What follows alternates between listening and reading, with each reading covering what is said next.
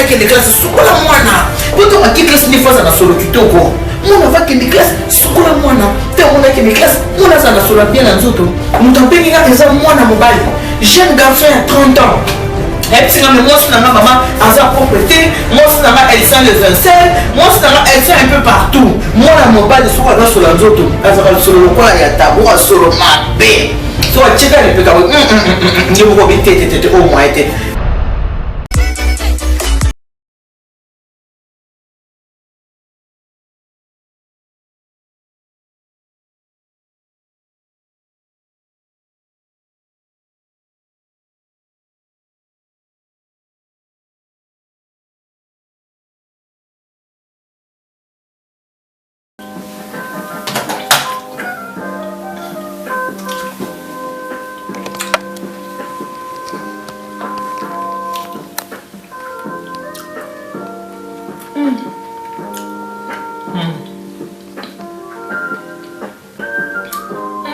Paleta bijou.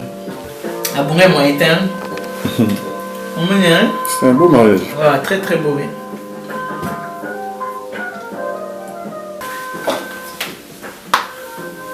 Ça n'a pas dit quand tu as un mariage. Ah, faites-moi confiance, hein. Je ne serai pas déçu, hein. Pour l'année 2019-2020 par la grâce de Dieu. Donc contactez ma mail à Nito 15 39 69 90. Moi je suis là pour répondre à vos attentes, même si je ne peux pas vous satisfaire à 100%, mais à 98% vous allez être satisfait.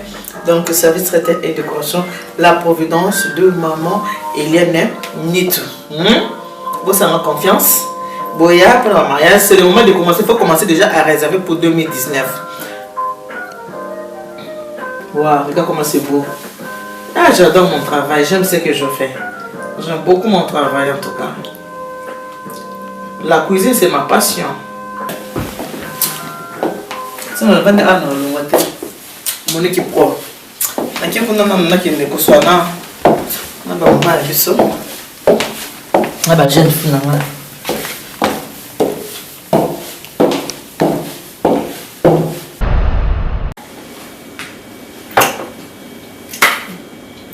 Ne va pas na bien maman paix. Ou bien papa. Là ça va mieux que émission pour le mariage, émission Amélie Anitou. Ezaka émission moi ya ko baby c'était mais ezaka émission moko ya ko bongisa. Moi je parle qui du vrai du vécu dans cela mingi makambo oyo étalé ma bala. Bata bata émission pour le mariage. Moto bien préparons-nous pour le mariage. Sur la seule émission ko lamba ezaka na katia pour prendre pour le mariage. Ceux qui n'ont pas l'émission pour solo, ils ont un cas pour prendre pour le mariage. Il y a un moment où ils solo, les hommes qui ont consommé na ba parents, ils ont consommé na ba maman. Ils ont consommé na ba maman parce que biso ba maman toza vraiment na ba responsabilité et belé na katia ndako ya mabala. Toza responsabilité mingi. Biso ba maman toza na pona ko éduquer bana. Biso ba maman toza na pour apprendre na bana makambo ebelé. Donc ce n'est ko solo na ba maman lelo naye ko solo na ba maman eza na jeune homme ko bengaki ngai po yebisanga ke mwasi naye aza propreté, mwasi naye azali mbindo, mwasi naye azali saleté. Abi mwasi aza mbindo aza saleté, abi oui maman mwasi aza mbindo, mwasi aza saleté, mwasi aza propreté. Yango lelo naye ko solo na bino ba maman to solo na likambo ko ya propreté.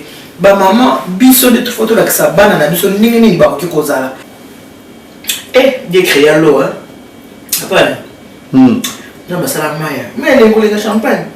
Mais il tombe moyen, mais les mots. Les mots, ça va l'aider. Non, mais c'est la maille, hein. Dieu créa l'eau. Et Dieu créa la femme. Donne-moi ça, moi aussi, maman. Vous tenez mon soeur qu'elle est.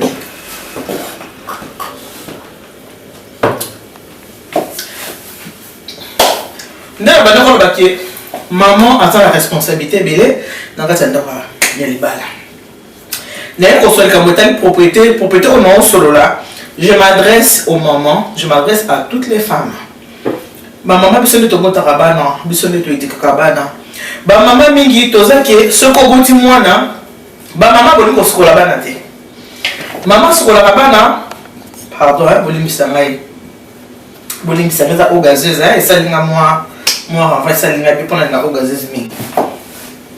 ba maman ko sala ba intervalle ko sukola bana soko sukoli mo na lundi o sukola mercredi soko sukoli mercredi o sukola mo na dimanche o comment na semaine o sukola bana 2 fois na semaine o zo sukola bana parce que mon na ke classe no o sukola mwana o sukola ka mwana na butu na to o sukola bana te oh tango za o sukola bana te bana baza kotika na odeur solo ya nzoto ezokanga bango ezokola nango ezokola ti mwana kokoma mwana mwasi mwana atikali na solo mabe bamama ko bana ndako mona oza na mwana moko ya 12 ans na ndako olinga otinde sukola neki na yo sala boye lambela bango zongisa boye mama lelo bana basi bazokola bazokende kosubi makambo na kati ya ndako ya libala oyo faute ezongezo na biso ba parents boyebi ke mwana mwasi soka ke libala asali makambo malamu te bafinga kaka biso ba mama nalakisa ke boye te mama nalakisa ko boye te moto abengi nga eza mwana mobali jeune garçon ya 30 ans episinga me mwasi nanga mama aza propre te mwasi nanga elle sent les ancelles mwasi nanga elle sent un peu partout mwasi aza solo ya nzoto faut combattre yango depuis mwana aza mokie mama soki mwana aza mokie yeba kosukola ba mama boyeba kosukola bana bozaka ka malili kosukola te asukolaka na pokwa uzokosana ke mwana azokola na solo solo ezotingama ezokangama ye na nzoto et puis bana ngo soki osomesani seke osukolaki lundi osukolaki mercredi osukolaki dimanche ekotie atikali mpe eloko wana atikali nango mwana azosukola régulièrement te mwana azotikala na solo ya nzoto mwana azokoma na solo ya nzoto et puis boye bato moto asa komi jeune fille ntango akolaki azosukola malamu te solo ya nzoto etingami na nzoto ekangami na nzoto ntango ake libala mobali akia kodécouvrir makambo oyo eza ya malamu te ekomi kotinda mwana mobali aza nanu mwana moke me akomi koluka abanda kodekone abanda oza bacopine de gauche à droite et puis boyebake bolingo eza lokola mungwa te ndenge nazomeka bolingo babonameki na ya kitoko te bolingo bamekaka ngo te bolingo eza apprendre oyo alese moto ameki soki akutani na ya bien akangami soki akutani na ya mabe akei soki jeune garçon aza na 30 ans akomi asala nini mpo mwasi aza propre te nazopesaka faute na bamama bolinga ya moziki eza mabe te konapekisaka moto moziki te chacun sa vie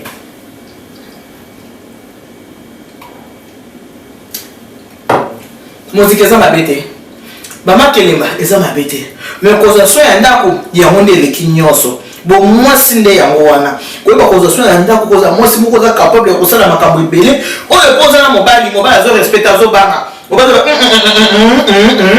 oyo soki nalingaki mpe awa moyen te responsabilité kosukola bana etali bapapa te ekomi lelo na bapapa mosusu basukolaka bana basi mwana mwasi ata aza bebe ekomi papa falongolaka ye bakushe na ye papa falongolaka basalite ya mwana papa falesa mwana mpo mama ake api mama akeni kelemba mpo mama ake api mama ake moziki eza bien te fo totalaka avenir kobotaka bana mpona oliaka bamango ya bana te kobotaka bana mpona ozwaka baalocation familiale te bota bana oyeba mpe koedike bango oyeba mpe ndenge nini okoki mpe kobokola bana na yo surtout mwana mwasi ata mpe mwana mobali mpe aza na solo nzoto mwasi aza na solo nzoto mobali aza na solo nzoto basolo wana soki bosukoli bana malamu te ndeke baza bana mike ntango bazokola nango bamama toluka tochange mpona bolamu ya bana na biso mwana mobali soki aza solo nzoto azaka solo lokola ya tabo asolo mabe so acheka lepeka nge moko betetete oyo mwaye te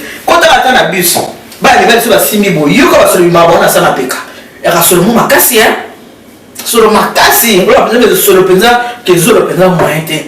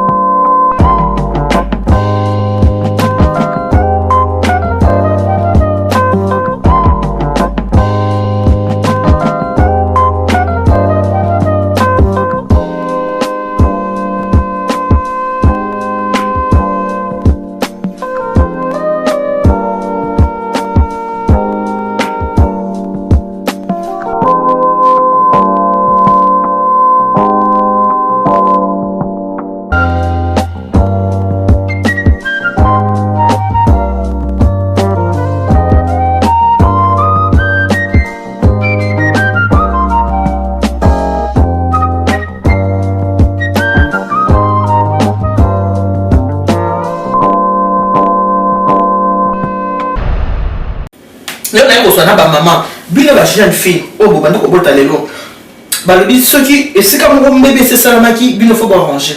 Peut-être tu as grandi que tu n'avais pas l'habitude la maman n'avait pas l'habitude de te laver. Maman te lavait seulement le soir mais pas le matin et maman te lavait seulement le lundi. Le mardi, elle sortait, elle te lavait le mercredi, elle sortait le jeudi, le vendredi. Toi, ne reproduis pas ça, ne fais pas ça. Ne fais pas ça avec ton enfant. Il faut commencer à laver ton enfant. Il faut doucher ton enfant tout le jour. Même s'il fait froid, il y a le chauffage. Tous les jours, il faut doucher ton enfant. Pour éviter les problèmes que vous avez aujourd'hui, vous, dans vos ménages. Au moins, moi, c'est qu'on a évité qu'on a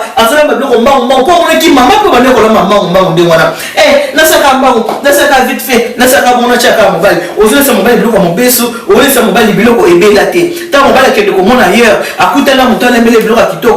tant mobile qui me comment basalele kisi ba check le mon asal nini ba comme ko pesa moi si ba surne belé nzo ka faute zote pa na yo moko bana bazana ba sola nzoto faute ya ba maman boli ko za responsabilité na biloté boli ko sokola bana malamu te nyo solinka ka force ko la tabana yo ki na muziki tant ko zonga bana ba si balali bana ba sukoli te balali ka ndenge wana lobi na tango mama la musika bana bo brosser ali bo ke ne classe oki ko tika bana classe bana ba sukoli te. Bon Lucas, bon changer.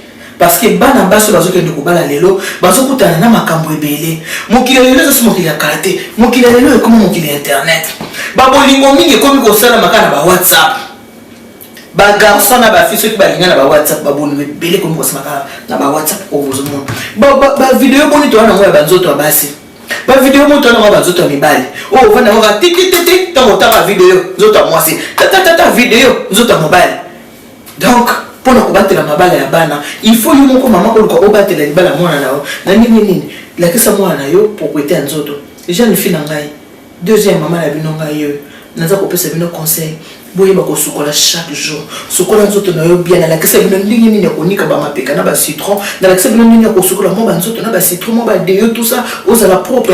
Awa na se na biso ana sa mabeli awa et to ko rappeler mingi za rappeler salité. Soko sukoli zwa mai savon linuka sukola na sa na sama nini bien na sama belle sukola yango bien na sima nzoto na sukola yango bien savon vraiment belé o sukola yango 2 3 4 fois vraiment dans la douche sukola yango mingi parce que odeur on a ba kota sima o et l'on va facile tellement vraiment la difficulté belé zalaka na habitude ya kozala na moi citron na yo soko mono sukoli ozuma serviette amke o tia mo citron o kamatini o pangosi na liboso o pangosi na sima en fait on a lancé une émission spéciale dans cette émission spéciale na la kisabino ndenge nini na zo la bino bloko on a la kisabino oboko so pona ko combattre ba solo nini ba solo nzoto nangi boza basi moko bien boza basi moko modèle boza basi moko ke soko vana mobali nzoto la yo azoka posa opimate o bima kende wapi te maman moi c'est kitoko moi c'est za propre ko le batiki na kati ndako boye na za te même chez toi à la maison. Tiens-moi rouge à lèvres, bien. Tiens-moi poudre bien. Coiffe-toi bien. Tant mon bal non zonga coutu osa bien. Osa propre. Tant mon servir osa bien. Au moins pour m'bala osa planayo. Et on se met bal baki ma capoine. Tant mon zonga nanda coutu osa propreté. On l'a tibiété. À côté mon rosé à coca. On se bimba bouton. Ou bien même quand on poudreté. Les maris ils déconnent facilement. Il peut les déconner. Goûter ailleurs. Quand il va goûter. Ici cette nourriture là est plus mieux. Et plus bon que la tienne, il peut partir d'elle. Il faut faire attention. Fais très attention. Il faut laver tes enfants tous les jours. Pas le soir, le matin. Avant mon accueil de classe, soukola moana. Pourtant ma classe n'est pas à solo kitoko. Mon avant que de classe, soukola moana. Tant mon accueil de classe, mon azana solo bien en zoto. Les lots vraiment en tout cas la zanata mingité nazo bima. Nabaki avana bima tellement et bande ko tungisanga pour na garçon a binga kinga pour bisanga ki mon nanga za propreté ko zala mo se propreté faute na pesa on nani na pesa ngo epa ya ba maman biko boza na bana basi na kati ndako mwana mwasi mama ko so ko le même tina âge à 15 ans il faut la kisaka mwana ba parti o yezala ka kezaka na solo webi za na parti mwana nzoto na biso soko sokola o malamu tezala ka solo. Ce qu'on se connaît en vite fait écotique à la kaka solo. Et ça partie oyo, il faut qu'on se colle mingi, qu'on se colle bien, qu'on tire un mot mingi citron pour désinfecter et bomaka, bah solo aux aranzoto na biso bana basi. Boutika qu'on néglige bana basi. Moi na moi c'est un oiseau cola, n'oiseau memela, n'n'est pas ok na libala. Et ça un garçon moko, n'a pas qu'il soit papa n'a pas polygame. papa naza polygame papa naza na basi 4 na kati ya ndako siko garçon wana akoli pe na esprit ya polygamie donc alingaka basi moyen te so biso linga basi abia tel père tel fils ngala landi likolo ya papa nanga mais bon tala bo imagine mutana basi 4 s'il vous plaît atondaka te po eza nini eza lokolo ya famille aza komona papa aza lelo aza mwasi oyo mwasi et puis bango nyonso baza basi balégitime bango papa balaki bango nyonso donc tout ça là vraiment très attention parlant na yingolo bakebana na biso pe na kati ya ndako soki omesani se kosukola ye lundi mardi osukoli te mercredi osukoli te osukoli te akoli bongo na bomuke na ye ntina ba age ya 15 ans azalaka bongo 16 ans 17 ans 18 ans ntina kokola na ndako ya libala ye na mai bakomi binemi abananga kosukola mingi te mpona nini po ezele komoko akoli na munde mwana kandi na otukola biloko naza vraimen na ta mingi te nazobima mbala nsima na koprepare biloko na kozwela bino me mannequin nalakisa bino ndenge nini basukolaka nzoto ndenge nini kokomi ndenge la ozala bien pour ke ovanda bien na libala mpo mobali na yo avanda no bien bolandaka baconseil te ya batantine oyo baza ko ngai naza nanga femme sel oza mpe femme sel te eza lokuta mpo soki femme sel oza bacopain te papa nde nakosi omona mutu kana ngana na femme sel ye libala leke na libala biloko kuta mama wana ozokosa kokosa bana ya baninga te aselibate mpe baviva kati boye na boye mais non oza pe femme seule te poso kozaki femme seule il faut vanda yo moko kangi makolo ciseau et koza basu mibali te mais oza femme seule lelo oza na Pierre lobi oza na Jacques donc oza femme seule te soko ozozwa déjà mibali ozozala na bango ozobima na bango elakisi oza femme seule te femme seule azaki ovanda mpenza kozaka na mobali te wana nde babengi femme seule botika kopesa bana baconseil ya mabe botika kopesa parce que ntango azwaka na bajeune fille oh non j'avais parlé avec une tantine pourquoi kopesa bana baconseil ya mabe soki omonaki ke yo bomaki libala boma na yo kopesa mona moninga conseil te kazala femme seule et pour oza femme seule te seule être seule ça veut dire quoi papa expliquez-moi être seule ça veut dire quoi. Tu ne peux pas me causer la selle. Oui, bon, c'est être seul, sans copain, sans homme. Mais bon, ça va bon moteur. Ma femme seule. En fait, tu vas comprendre qui c'est la moteur. Oh, la femme seule. Tu as ça, tu poses un copain. Est-ce que tu es femme seule? Tu ne peux pas les répondre s'il te plaît. Si, non, tu n'es pas seule. Est-ce que tu as un copain femme seule? Pas du tout. Ah, femme seule. Tu peux prononcer femme seule. Tu as femme seule. Non, tu n'es pas seule. Parce que tu as un copain. Obimakana mibali se koza selte loba kaka ke oza marié te oui mais ko loba te ke oza femme seule pose ka mibali mingi bato oza femme seule baza ko pesa ba fille ba conseil ma beaucoup apena maman seule oui même si je peux divorcer je peux rester femme seule ça fait quoi je serai toute seule dans ma maison quand tu seras toute seule dans ta maison ça veut dire que tu vas commencer à changer les pantalons ça veut dire que tu vas commencer à changer les hommes ce qui n'est pas bien les armes à la montée ba mabe oyo biso ba maman to sala bino bana bosala yango te soki tolakisaka bino boezake peut-être biso bamama na bino totambolaki malamu te tolingi bino bana bokende eza na bafamille mosusu divorce base remariaka mais tu peux faire l'exception olobi non na telemeli molimo oyo na famille ngezaka bato badivorce base remarie badivorce en tout cas ngai eza bote je me marie une fois pour toutes je ne vais pas divorcer eza kaka décision donc tout sur la personne mingi te ne nazo répéter bino kaka ke nazo bima na bimi na ke banzela na okende mbala sama soto kutani na kosela bino émission penza na bozindo pona yeba fina ne bosepelaka maman parle nous quand tu nous parles ça nous fait du bien je vous aime beaucoup mes jeunes filles hein? Votre deuxième maman vous aime beaucoup la marraine de toutes les filles les anga maman Eliane tout nelinga bino mi pobino pe bolinga mingi God bless you que Dieu vous bénisse nzamba nous bénisha Mungu awabariki tata nzambe kalusa kuna nzamba nous bénisse bala beto bon tacos